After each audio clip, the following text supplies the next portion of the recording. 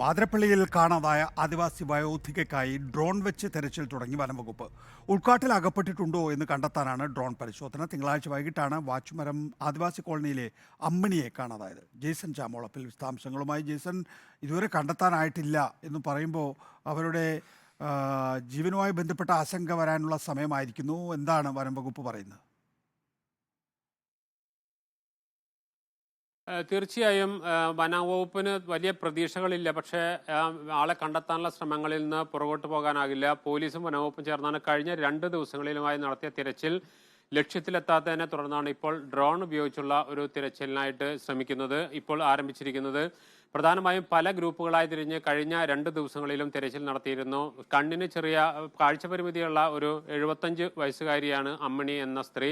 അവർ കാര്യമായ ദൂരം പോകാനിടയില്ല എന്ന വിലയിരുത്തൽ തന്നെയാണുള്ളത്. പൊതുവെ അത്തരത്തിൽ അത് തന്നെയാണ് ശരിയും. എന്നിട്ടും സമീപ പ്രദേശങ്ങളിലെല്ലാം ഉൾക്കാടിന്റെ സമീപ പ്രദേശങ്ങളിലെല്ലാം തിരഞ്ഞിട്ടും കണ്ടെത്താത്തതിനെ തുടർന്നാണ് വലിയ ആശങ്കയിലാണ് ഇപ്പോൾ ഉള്ളത്. പക്ഷേ ഡ്രോൺ ഉപയോഗിച്ചെങ്കിലും കുറെ ഉൾക്കാടുകളിലേക്ക് കടന്ന് പരിശോധന നടത്താനുള്ള ആരംഭിച്ചു കഴിഞ്ഞു. പോലീസിന്റെ സഹായത്തോടു കൂടിയാണ് ഇപ്പോൾ വനംവകുപ്പ് ഇത്തരമൊരു തിരച്ചിൽ ആരംഭിച്ചിരിക്കുന്നത്. എനിക്ക്